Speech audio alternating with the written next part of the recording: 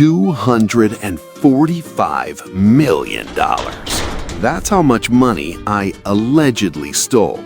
And now, I don't regret it. Well, okay, I regret some things. People always ask me, Malone, how does a 20-year-old genius end up with $245 million? Simple.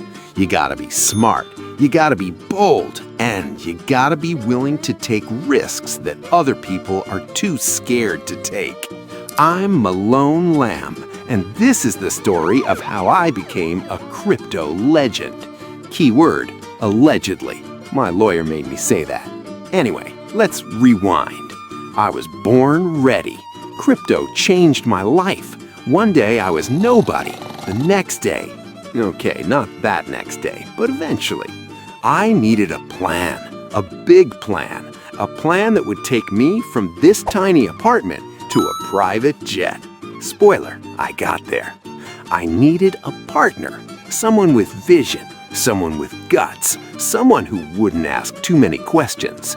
I found Steve, and Steve looked at me and said he was ready. I asked him for what, and he just said yes. That's Steve for you. He's enthusiastic. Every heist needs a target. We needed someone with serious crypto, like life-changing money. We found our guy.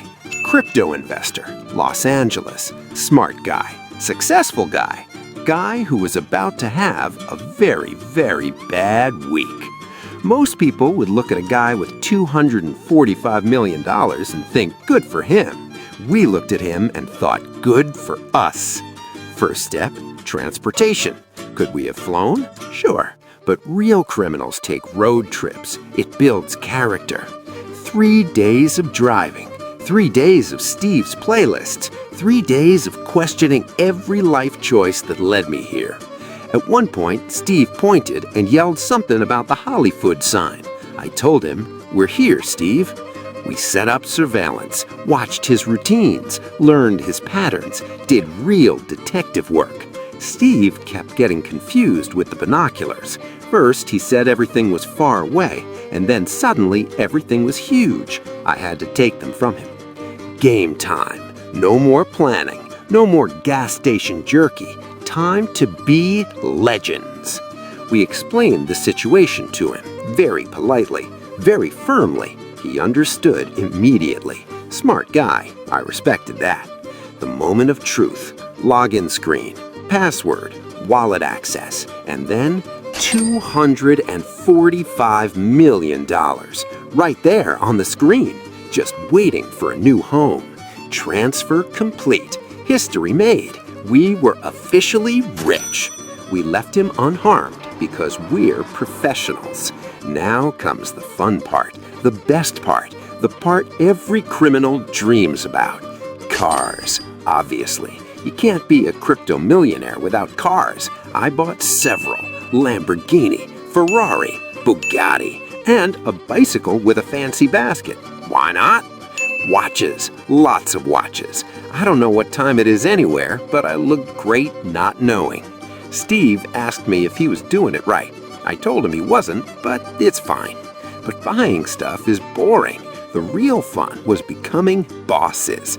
Money talks, and mine screamed. VIP section, obviously. Where else would I sit?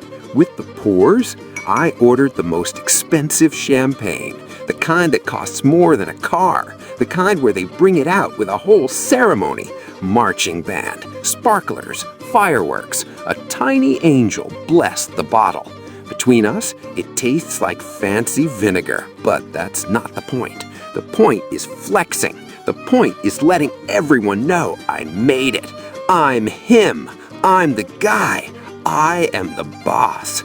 I poured champagne on the floor. The crowd went wild. People cheered. Someone fainted. Steve tried to copy me and just stood there complaining that it was cold. I told him to just go with it. This was the best part.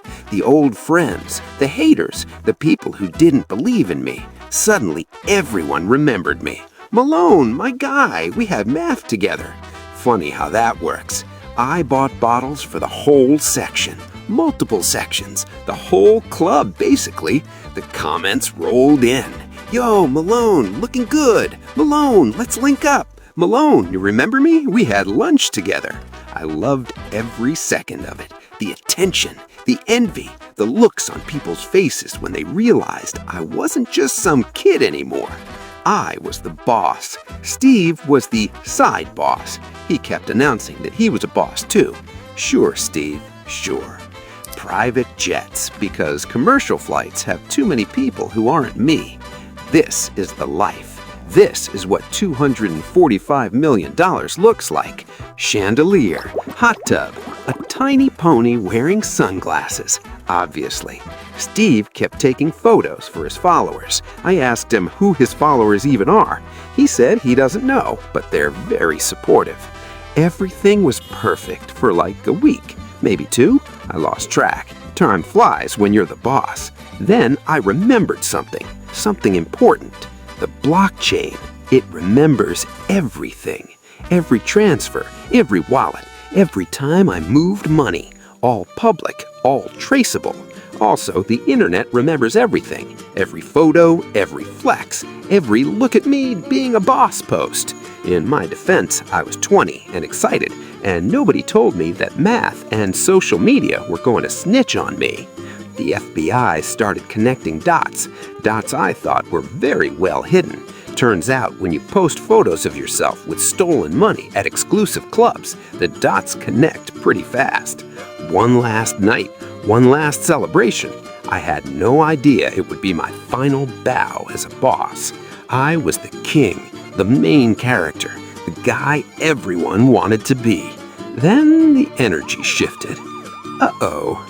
Turns out club friends aren't real friends. Who knew? Steve tried to hide under the table. He kept whispering that they couldn't see him because he was hidden. I told him that they could see the 3 hats on his head. He insisted the hats were hidden too. In my defense, these jeans were very restrictive. I couldn't have run if I wanted to, which I did very much. Arrested, just like that. The Lamborghinis, gone. The watches, evidence. The champagne-soaked selfies, Exhibit A through Z. Not my best angle. Steve asked if this was a photo shoot. So here I am, alleged mastermind, alleged genius, former boss at the club scene, allegedly in a lot of trouble. If I could go back, what would I do differently? Probably nothing. I mean, the boss era was fun while it lasted. Okay, maybe fewer selfies, definitely fewer selfies, and maybe a club that doesn't have security cameras or witnesses or other people. Look, the case is ongoing. I'm presumed innocent. That's what my lawyer says anyway. Between you and me, the blockchain is a real jerk, and Instagram is a snitch. If you take one thing away from my story, let it be this. If you're going to steal $245 million, maybe don't post about it. Or do. I'm not your dad. I'm just a guy in a cell who used to have a Lamborghini. Steve is in the cell next to me. He's fine. He doesn't really understand what's happening. Honestly, that might be for the best. Right now, he's trying to teach the blockchain ghost a handshake. It's not going well. Thanks for watching. I'm Malone Lamb.